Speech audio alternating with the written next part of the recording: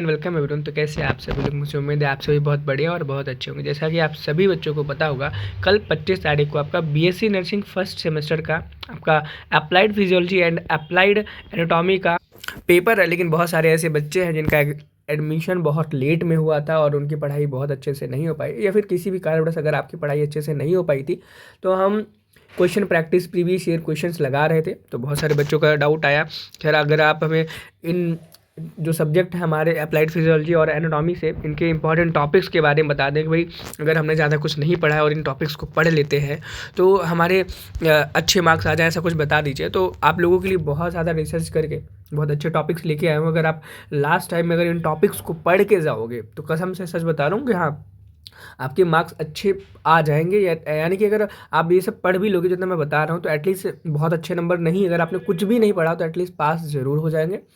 और description box में WhatsApp group का लिंक है, उसे ज्वाइन कर लेना। इंस्टाग्राम पे भी ज्वाइन कर लेना। इनकेस अगर आपको कोई दिक्कत परेशानी आती तो रिजॉल्व हो जाएगी। साथ ही साथ में हम जो भी वीडियोस डालते हैं, अगर आपको किसी भी प्रकार का डाउट हो, भैया आप इस टॉपिक पे वीडियो बनाओ, ये चीज़ कैसा, आप व्हाट्सएप में भी बता सकते हो और हमारे कमेंट सेक्शन में भी बता सकते हो। तो देखो, सबसे पहले हम यहाँ पे अप्लाइड फिजियोलॉजी के टॉपिक्स को देखेंगे।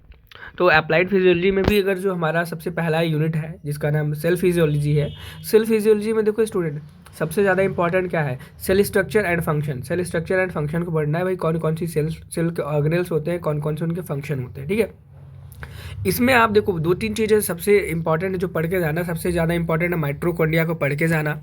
माइट्रोकॉन्ड्रिया के साथ में उसके डायग्राम को अच्छे से एनालाइज करके जाना। और एक चीज़ और मुझे बताना, क्या मैं इस टॉपिक पर भी वीडियो बनाऊं कि आपका जो सेमेस्टर की कॉपी कैसे लिखनी है अच्छी तरीके से, ताकि मार्क्स आपको अच्छे से अच्छे मिल सकें। अगर आप चाहते हो मैं बनाऊं वीडियो तो कमेंट सेक्शन में ज़रूर बताना, ताकि अगला नेक्स्ट वीडियो हमारा इसी टॉपिक पे होगा कि किस तरीके से अपने एग्जाम की कॉपियाँ लिखें ताकि अच्छे से अच्छे मार्क्स आपको मिल सके।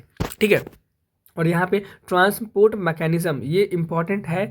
इम्पॉर्टेंट में भी सबसे ज़्यादा आपका ऑस्मोसिस है, उसके बाद एक्टिव ट्रांसपोर्ट है। अगर आप डिफ्यूजन को एक बार इग्नोर भी करते हो, लेकिन ऑस्मोसिस एंड एक्टिव ट्रांसपोर्ट को पढ़ के जाना। देखो, अगर आपने चैप्टर पढ़ रखे हैं, चीज़ें पढ़ रखी हैं, तो आपको रिवीजन की ज़रूरत होगी। तो ऐसे ही टॉपिक्स को रिवीजन करो जो एग्जाम में आने के चांसेस रखते हैं। अगली यूनिट बढ़ते हैं। अगली यूनिट में क्या है? Blood and immune system. अगर ब्लड एंड इम्यून सिस्टम में अगर हम देखें तो यहाँ पे आपको composition and function of blood, ये इतना इंपॉर्टेंट नहीं है, बस रिवाइज कर लेना। अब देखो यहाँ पे हीमोग्लोबिन एंड इट्स फंक्शन, ये इंपॉर्टेंट क्वेश्चन है, ये आपसे इसके ऊपर शॉर्ट नोट पूछा जा सकता है। भाई हीमोग्लोबिन क्या होता है, उसके फंक्शन बताओ। ठीक है, और मैचुरेशन वगैरह आरबीसी का कैसे होता है वो सब पूछा जा सकता है। ठीक है, और ब्लड क्लॉटिंग मैकेनिज्म, ये इंपॉर्टेंट, आपसे 10 नंबर के क्वेश्चन तक में पूछा जा सकता है, इतना इंपॉर्टेंट है। हो सकता है 5 में पूछा जाए, लेकिन सबसे ज़्यादा चांसेस इस क्वेश्चन के 10 मार्क्स में पूछे जाने के। तो आप इस क्वेश्चन को छोड़ के जाने की गलती जरा भी मत करना कि आप ब्लड क्लॉटिंग मैकेनिज्म को ना पढ़ के जाओ। ठीक है, और इसका फ्लो चार्ट भी याद करके जाना कि ब्लड क्लॉटिंग मैकेनिज्म की जो फ्लो चार्ट है उसको कैसे आप रिप्रेजेंट करो अच्छे से, ताकि आपको अच्छे से अच्छे मार्क्स मिले। Blood group and their importance, ये भी इंपॉर्टेंट टॉपिक है, 3 नंबर के क्वेश्चन के लिए बहुत इंपॉर्टेंट है, बहुत बहुत बहुत ज़्यादा। ठीक, अगला देखेंगे। अगला क्या है यहाँ पे? इम्यूनिटी एंड इम्यून रिस्पॉन्स, ये भी इंपॉर्टेंट क्वेश्चन है। 1 नंबर इससे इम्यूनिटी एंड इम्यून रिस्पॉन्स से आपके एमसीक्यू क्वेश्चन पूछे जाने की प्रोबेबिलिटी है, इससे पूछे जा सकते हैं। देखो, मैं यहाँ पे जो टॉपिक बता रहा हूँ ऐसा नहीं कि यही आएंगे, इनसे क्वेश्चंस आने के जो चांसेस है वो बहुत ज़्यादा बढ़ जाते हैं। तो इन क्वेश्चन को पढ़ लेना। और ब्लड एंड इम्यून सिस्टम में आप आरएच एंटीजन के बारे में भी पढ़ लेना। ठीक है, इसके बारे में आपसे बहुत ज़्यादा पूछा जाता है। ठीक है, अगला देखेंगे। अगला क्या है? कार्डियोवैस्कुलर सिस्टम में अगर हम बात करेंगे, कार्डियोवैस्कुलर सिस्टम में सबसे ज़्यादा इंपॉर्टेंट, देखो मैं बता दूं, ये question structure and function of heart आपके 2 नंबर में पूछा जा सकता है, और अगर एग्जामिनर का दिमाग खराब हुआ तो 10 नंबर में भी आपसे पूछ सकता है। तो भाई फंक्शन और फंक्शन बहुत अच्छे से हार्ट के आपको पता होने चाहिए। इसका डायग्राम रट के जाना, कहाँ पे क्या होता है, पूछे जाने की संभावना 10 नंबर में इसकी ज़्यादा आती है। Cardiac cycle and heart sound, ये क्वेश्चन आपसे देखो इस टॉपिक में, cardiac cycle and heart sound में क्या है, इसमें आपसे 5 नंबर, 2 नंबर, 3 नंबर, 1 नंबर किसी भी प्रकार से क्वेश्चन पूछे जा सकते हैं। अगर कार्डियक साइकिल से पूछा गया तो 5 या 3 नंबर के क्वेश्चन में पूछेगा। ठीक है, हार्ट साउंड्स के बारे में अगर क्वेश्चन आया, या तो भाई वो 2 नंबर में पूछेगा, या तो वो एमसीक्यू करके पूछ लेगा 1 नंबर में। ठीक है, और सबसे ज़्यादा इस सब में से इम्पॉर्टेंट क्या है? ब्लड प्रेशर के ऊपर क्वेश्चन हमेशा आता है कि भाई अगर ब्लड प्रेशर के बारे में आपको आपने पढ़ रखा है, एग्जाम में आपसे क्वेश्चन पूछेगा ही पूछेगा, गारंटी है मेरी। कल आपका जो एग्ज़ाम होने वाला है उसमें ब्लड प्रेशर के बारे में ज़रूर से ज़रूर आएगा। हर साल आता है, इस साल भी आएगा, ये नहीं पता वो किस क्वेश्चन में आएगा। क्वेश्चन 1 में आएगा, 2 में आएगा, 3 में आएगा, यानी कि ऐसे वाले में आएगा, short note, very short note या MCQ में आएगा, ये नहीं बता सकते, लेकिन आएगा, ये चीज़ की गारंटी है। और ब्लड प्रेशर में नॉर्मल वैल्यूज़ आप पढ़ के जाना, और ये भी पढ़ लेना कि हाइपर टेंशन कब होती है, ठीक है। ब्लड प्रेशर जब हाई होता है उस कंडीशन को क्या बोलते हैं, और ब्लड प्रेशर लो होता है तो उसको क्या बोलते हैं, और कितनी वैल्यू लो होती है। और पल्स प्रेशर, इस टॉपिक में एक पल्स प्रेशर है, इसको भी पढ़ के जाना, पल्स प्रेशर क्या होता है, इसकी वैल्यू क्या होती है, क्योंकि पल्स प्रेशर की जो वैल्यू है आपसे MCQ टाइप क्वेश्चन में पूछे जाने की सबसे ज़्यादा इसकी प्रोबेबिलिटी रहती है, ठीक है।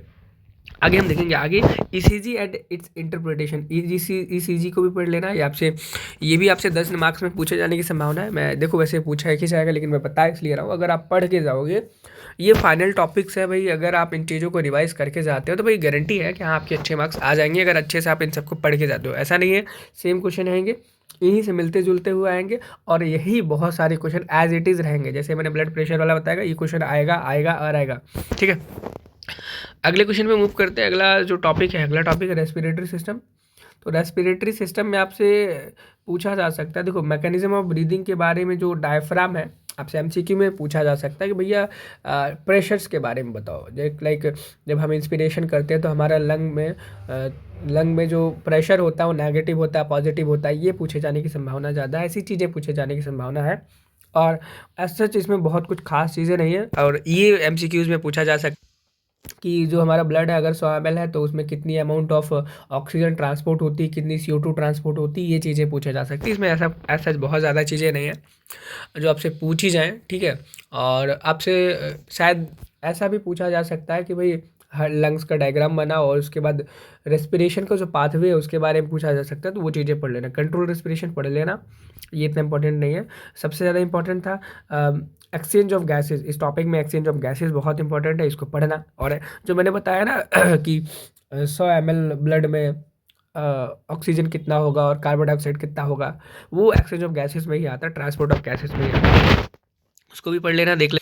अब डाइजेस्टिव सिस्टम में आते हैं, तो डाइजेस्टिव सिस्टम में आप एलिमेंट्री कैनाल को सबसे ज़्यादा पढ़ना। एलिमेंट्री कैनाल के बाद आप इस टॉपिक में सबसे ज़्यादा आप इंटेस्टाइन को पढ़ना, वो भी स्मॉल इंटेस्टाइन। अगर आपसे क्वेश्चन आएगा तो आपसे एलिमेंट्री कैनाल के बारे में ही पूछा जाएगा, या फिर आपका क्या बोला मैंने, इंटेस्टाइन के बारे में पूछा जाएगा। तो प्लीज़ इन 2 टॉपिक्स को पढ़ लेना, डाइजेस्टिव सिस्टम से।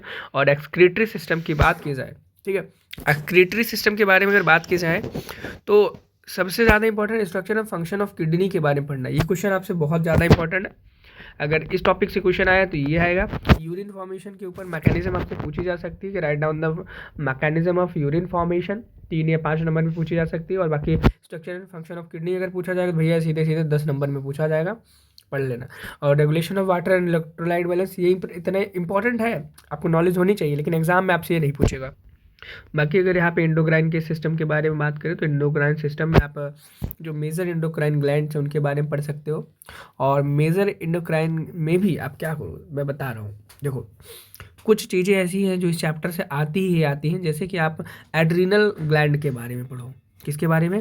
एड्रिनल ग्लैंड के बारे में पढ़ो, पिट्यूटरी के बारे में पढ़ो, पैनक्रियास के बारे में पढ़ो, थायराइड के बारे में पढ़ो, और सुनो, इनके क्या पढ़ो, डिसऑर्डर्स पढ़ लो, क्योंकि इनके बारे में आपसे पूछेगा, ठीक है। और आपसे इनसे रिलेटेड जो डिसऑर्डर्स हैं वो डिसऑर्डर्स भी पूछे जाने के सबसे ज़्यादा चांसेस रहते हैं। अगला अगर हम देखें तो अगला यहाँ पे आपको देखने को मिलेगा नर्वस सिस्टम। और नर्वस सिस्टम में तो भाई देखो, आपको पता है कि सभी कुछ इंपॉर्टेंट है, ऐसा बताया नहीं जा सकता कि क्या पूछा जाएगा। देखो आपसे स्ट्रक्चर ऑफ न्यूरॉन पूछे जाने की संभावना रहती है इस टॉपिक से, अगर आप ये चैप्टर एग्जाम में है तो structure of neuron, nerve impulse conduction पूछा जाएगा। स्ट्रक्चर में स्ट्रक्चर ऑफ न्यूरॉन और टाइप्स ऑफ न्यूरॉन भी पूछा जाता है, जैसे कि 2023 के पेपर में, 23 या 24 के पेपर में न्यूरॉन का स्ट्रक्चर पूछा था और टाइप्स ऑफ न्यूरॉन्स पूछे गए थे, ठीक है। और उनका विद लेवल्ड डायग्राम पूछा गया था, तो भाई पढ़ लेना, पूछा जा सकता है। और बाकी इनमें से तो मुझे नहीं लगता कोई इंपॉर्टेंट है, बस एक बार अगर आपकी मर्जी हो तो रिवाइज कर लेना, ठीक है।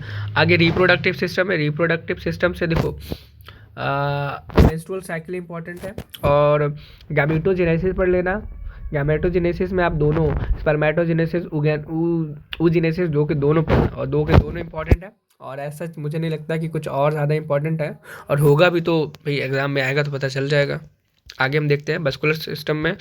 अब देखो लास्ट टॉपिक है ये फिजियोलॉजी का। इसमें आपका type of muscles and their function है। मसल एंड फंक्शंस के बारे में देखो, मैंने देखा था एक पेपर मैंने सॉल्व कराया था अभी 1-2 दिन पहले। उसमें एक क्वेश्चन था, टाइप्स ऑफ मसल्स के बारे में पूछा गया था, और एक सॉरी उसमें क्या था ना, टाइप ऑफ टिश्यूज़ के बारे में पूछा गया था। भाई टिश्यूज़ के कितने टाइप होते हैं, और एक टिश्यूज़ के बारे में डिस्क्रिप्शन लिखना था। तो यहाँ पर मसल के टाइप पूछे गए और उनके फंक्शन पूछे गए। भाई टाइप बताओ, और इस चीज़ को भी पढ़ के जाना जो मैं बता रहा हूँ। टिश्यूज़ के टाइप पढ़ लेना, और किसी एक टिश्यू के बारे में पर्टिकुलर एक अच्छे से एकदम पढ़ लेना कि भाई ये टिश्यू के बारे में ये चीज़ आपको क्लियर है, एग्जाम में आएगा अगर तो एक टिश्यू के बारे में आपको किसी न किसी के बारे में आता होना चाहिए। भाई एपिथेलियल टिश्यू हो चाहे एपिडर्मल टिश्यू हो, किसी के बारे में पढ़ के ज़रूर जाना। और neuromuscular junction and muscle contraction भी इंपॉर्टेंट टॉपिक है। आपसे डायरेक्ट मैकेनिज्म पूछी जा सकती है, मसल कॉन्ट्रैक्शन की मैकेनिज्म को एक्सप्लेन करो एग्जाम में 10 नंबर में, ठीक है। बाकी यहाँ पर आप इसमें जॉइंट्स भी पढ़ सकते हो, जॉइंट्स पढ़ लेना, जॉइंट्स भी इंपॉर्टेंट है। जॉइंट में भी सबसे ज़्यादा आप देखो क्या पढ़ लेना, जॉइंट्स में आप साइनोवियल जॉइंट पढ़ना, फाइब्रस पढ़ लेना, ठीक है। और साथ में कुछ क्वेश्चंस इंपॉर्टेंट है आपके एमसीक्यू में पूछे जा सकते हैं वर्टिब्री से रिलेटेड और स्टर्नम रिब से। तो एमसीक्यू जैसा छोटे क्लासों में आता है ना 12th के में एमसीक्यू इस चैप्टर से, तो उसी टाइप के एमसीक्यू प्रैक्टिस कर लेना। कितनी फ्लोटिंग रिब्स होती है, पहली जो हमारी वर्टिब्री होती है उसका क्या फंक्शन होता है, कहाँ पे लोकेटेड होती है, कहाँ उसका नाम होता है, थोरेसिक वर्टिब्री नंबर, इन सब के नंबर याद कर लेना कि भाई कौन सी वर्टिब्री के कितनी संख्या में होते हैं। बाकी यहाँ पे आपका फिजियोलॉजी खत्म हो जाएगा, अब बाकी एनाटॉमी आ जाएगा। तो एनाटॉमी में देखो, एनाटॉमी में बहुत सारी चीज़ें, मैं ये पीडीएफ देखो मैं आपको व्हाट्सएप ग्रुप में प्रोवाइड करा दूंगा, आप वहाँ से भी देख लेना। एनाटॉमी में बहुत सारी चीज़ें हैं, आपको पता है। तो एनाटॉमी में देखो क्या है, आप यहाँ देखोगे introduction to anatomy planes and section of the body. ये तो ऐसा पूछा नहीं जाएगा इस टॉपिक से, तो जस्ट आपको नॉलेज के लिए बताया जाता है कि भैया ये चीज़ें आपको पता है तो एनाटॉमी आप पढ़ पाओगे। तो इस टॉपिक से मुझे नहीं लगता कि कोई क्वेश्चन बन सकता है, ठीक है। स्केलेटल सिस्टम के बारे में बात करें, types of bone and their function, bones के बारे में उनके फंक्शन के बारे में पढ़ना है आपको, ठीक है। Structure of A typical bone, typical bone एक बोन का स्ट्रक्चर कैसा होता है डायग्रामेटिक व्यू के साथ, उसको पढ़ने को बोला गया है। Major bones of the body, skull, vertebral column, upper and lower limbs, ठीक है, ये पढ़ लेना। इसमें से सबसे ज़्यादा इंपॉर्टेंट मैं बता दूं आपको, स्कल मिलेगा, वर्टिब्रल कॉलम, ये दोनों सबसे ज़्यादा इंपॉर्टेंट है स्केलेटल सिस्टम में, इन्हें पढ़ लेना, ठीक है। बाकी मैंने जॉइंट्स बताया, जॉइंट्स पढ़ लेना, जॉइंट्स इंपॉर्टेंट है। जॉइंट से रिलेटेड जो डिसऑर्डर्स हैं ऑस्टियोपोरोसिस वगैरह, उनको एक बार देख लेना। बाकी यहाँ पे जॉइंट्स एंड मूवमेंट्स, ये देखो मैंने बताया था थोड़ी देर पहले, आ गया। फाइब्रस जॉइंट पढ़ लेना, साइनोवियल पढ़ लेना, कार्टिलेजिनस मनो तो पढ़ लेना, नहीं तो कोई दिक्कत नहीं, क्वेश्चन कम आता है कार्टिलेजिनस से, ठीक है। और स्ट्रक्चर ऑफ साइनोवियल जॉइंट जरूर पढ़ के जाना है भैया, स्ट्रक्चर ऑफ साइनोवियल जॉइंट क्या होता है, कैसे होता है, ठीक है। मूवमेंट ऑफ मेजर जॉइंट्स, अब मेजर जॉइंट्स जो भी हमारे बॉडी के हैं, जैसे शोल्डर, हिप, नी है, शोल्डर और नी वाला जरूर पढ़ के जाना, ये दोनों ज़्यादा इंपॉर्टेंट है। अगर मूवमेंट ऑफ मेजर जॉइंट्स की बात करें, अगर इससे क्वेश्चन आएगा तो इन्हीं टॉपिक से आएगा, ठीक। आगे मस्कुलर सिस्टम में टाइप ऑफ मसल्स, ठीक है। थोड़ी देर पहले मैंने टिश्यू के बारे में बोला था, सेम चीज़ यहाँ पर भी है। आप मसल्स के बारे में पढ़ लो, और एक पर्टिकुलर मसल के बारे में बहुत अच्छे से आप पढ़ लो, ताकि अगर आपसे पूछा जाए right any one of them, तो एक के बारे में डिस्क्रिप्शन आप अच्छे से लिख पाओ, ठीक है। Important muscle and their function, देखो important muscle and their function में वही चीज़ जो मैंने अभी बताई कि आप ढेर सारी मसल्स के बारे में थोड़ा थोड़ा पढ़ लो, बाकी एक मसल के ऊपर आपको बहुत अच्छे से पता होना चाहिए, ठीक है। बाकी कार्डियोवास्कुलर सिस्टम में आपने देखा जो चीज़ें मैंने बताई थी लगभग वही है। Gross anatomy of heart and its chamber, major blood vessels कौन कौन सी हैं, इनके बारे में पढ़ना है। सर्कुलेटरी सिस्टम, देखो इससे सिर्फ कार्डियक साइकिल वगैरह जो फिजियोलॉजी में थी वही इंपॉर्टेंट है, यहाँ से भी इतना कुछ खास क्वेश्चन आने की चांसेस कम है थोड़ा। और यहाँ रेस्पिरेशन में भी देख लेना, पढ़ लेना, ज़्यादा कुछ है नहीं, आप पहले से पढ़ते आ रहे हो। पैनक्रियाज और जीआईटी के बारे में ज़्यादा पढ़ना होगा, एलिमेंट्री कैनाल तो आपने फिजियोलॉजी में पढ़ा होगा। बाकी यहाँ पे अगर हम आते हैं यूरिनरी सिस्टम में, तो यूरिनरी सिस्टम में आप नेफ्रॉन का स्ट्रक्चर पढ़ना, सबसे पहले नेफ्रॉन का स्ट्रक्चर पढ़ लेना। और ये देखो मैंने ध्यान नहीं दिया था नीचे लिखा है कि नहीं लिखा, लेकिन नेफ्रॉन का स्ट्रक्चर नीचे ज़रूर यहाँ पे लिखा मेंशन है, मैंने अपनी मर्जी से बोला लेकिन एक क्वेश्चन भी यहाँ पे मेंशन है। और उसके बाद आपको यूरेटर के बारे में पढ़ना है, यूरेटर, ब्लैडर एंड यूरेथ्रा। और किडनी के बारे में तो गलती भी छोड़ नहीं सकते भाई, किडनी के बारे में पता होना चाहिए, नहीं पता तो पाप कर रहे हो, पाप नहीं करना चाहते तो पढ़ लो। ठीक है। अगला क्वेश्चन क्या है, क्वेश्चन नंबर 9। क्वेश्चन नंबर 9 कहता है, क्वेश्चन नंबर 9 नहीं, टॉपिक नंबर 9 है नर्वस सिस्टम। अब नर्वस सिस्टम में central nervous system, peripheral nervous system, ये आपको जस्ट पता होना चाहिए क्या होता है, एग्जाम में नहीं पूछा जाएगा, ठीक है। लेकिन आपसे brain major parts and function में सेरिब्रम पूछा जा सकता है, ठीक है। और एमसीक्यू में आपसे सेरिबेलम का फंक्शन, सेरिब्रम का फंक्शन, ब्रेन स्टेम क्या होती है, इनके फंक्शन एमसीक्यू में पूछे जाएंगे, पूछे जाते हैं। मैंने कोई पेपर सॉल्व कराया था 23 या 24 का, जिसमें सेरिबेलम और सेरिब्रम के क्वेश्चन जरूर थे, ठीक है। Spinal cord structure and its function, ये structure in function spinal cord के इतना इंपॉर्टेंट नहीं, लेकिन क्या फंक्शन होता है स्पाइनल कॉर्ड का, इस चीज़ को आप ज़रूर पढ़ लेना। चांसेस हैं कि भाई अगर पूछा जाएगा तो पूछ सकते हैं, कुछ भी भरोसा नहीं, एग्जाम वालों का क्या पूछ लें। आगे देखेंगे एंडोक्राइन सिस्टम में भाई थोड़ी देर पहले जो बात की थी वही सारी ग्लैंड्स है यहाँ पर भी। बाकी यहाँ पे फंक्शन ऑफ मेजर एंडोक्राइन, देखो वही पैंक्रियाज, एड्रिनल, थायराइड के बारे में जो बताया था। एनाटॉमी इसमें आपको पढ़नी है, एनाटॉमी पढ़ लेना, एनाटॉमी फिजियोलॉजी में फिजियोलॉजी पढ़ लेना, ठीक है। सेम वही रिप्रोडक्टिव सिस्टम में है एनाटॉमी, उसकी anatomy, male and female reproductive system का एनाटॉमी पढ़नी है, स्ट्रक्चर पढ़ना है टेस्टिस एंड ओवरीज का, यूरेटर का, यूट्रस का पढ़ लेना और टेस्टिस का पढ़ लेना है। ओवरी का इतना कम आता है एग्जाम में, कम ही आता है, यूट्रस का सबसे ज़्यादा इंपॉर्टेंट है। ये तो हमने बात की थी इंपॉर्टेंट टॉपिक कौन कौन से आपको पढ़ के जाना है, लेकिन हम बात कर लेते थोड़ा सा और कि इम्पॉर्टेंट टिप्स क्या रहना चाहिए स्टूडेंट्स के लिए ताकि एग्ज़ाम में अच्छे से अच्छे मार्क्स लेके आ सके, ठीक है। ये कुछ टिप्स हैं आपके एडिशनल टिप्स, जो कि अगर आप इनको ध्यान में रखते हो तो एग्ज़ाम में आपसे बहुत अच्छे मार्क्स आने के चांसेस हैं। जैसे कि पहला टिप है, डायग्राम को प्रैक्टिस करें, यानी कि किडनी का डायग्राम हो गया, न्यूरॉन का डायग्राम हो गया, ऐसे जो भी डायग्राम है उन डायग्राम को अच्छे से प्रैक्टिस करो। डायग्राम बनाने से मार्क्स मिलते हैं। कौन कौन सा, हार्ट का, नेफ्रॉन का, ब्रेन का, जॉइंट्स का, और जो मैंने अभी बताया था किसका, किडनी का बना लेना। और जो भी जो मेजर डायग्राम्स होते हैं उनको बनाना सीखो। स्कल के भी शायद पूछा जा सकता है, स्कल को भी सीख लेना। यहाँ पे थोड़े मैंने मेंशन कम किए हैं। शॉर्ट नोट्स बनाओ, हर टॉपिक का शॉर्ट समरी लिखो। अब इसका तो टाइम नहीं है भैया आपके पास, शॉर्ट नोट्स बनाओ, शॉर्ट समरी लिखो। प्रीवियस ईयर पेपर्स देखो, प्रीवियस ईयर क्वेश्चंस देखो। अब अगर आप नहीं देख रहे तो हमारे चैनल पर मैंने खुद कराए हैं previous year question, repeated question पर ध्यान दो, जो क्वेश्चन ज़्यादा रिपीटेड है, जैसे मैंने बताया टिश्यू वाला, और बताया कौन सा, नेफ्रॉन वाला बताया, ये सब रिपीटेड क्वेश्चन है। इन क्वेश्चन को बहुत ध्यान से देखो, पढ़ो। फ्लो चार्ट्स निमोनिक यूज़ करो ईजी याद रखने के लिए, ठीक है। फ्लो चार्ट्स बनाओ और उनको यूज़ भी करो। निमोनिक्स तो एग्जाम में आप यूज़ नहीं कर सकते हो, लेकिन आप फ्लो चार्ट एग्जाम में यूज़ कर सकते हो अच्छे मार्क्स के लिए, ठीक है। रिवीजन ज़रूरी है, लास्ट 2 डेज सिर्फ रिवीजन करो भाई। ये लास्ट 2 डेज क्या है, लास्ट अब मान लो लास्ट पूरा दिन आप रिवीजन करो, ठीक है। 80% ऑफ एग्जाम इन्हीं टॉपिक से आने के चांसेस हैं। गुड लक आपको। और नर्सिंग गुरुकुल पे के चैनल पे आने के लिए धन्यवाद। चैनल को सब्सक्राइब करके जाना। मिलते हैं नेक्स्ट वीडियो में। Thank you, have a nice day, bye bye.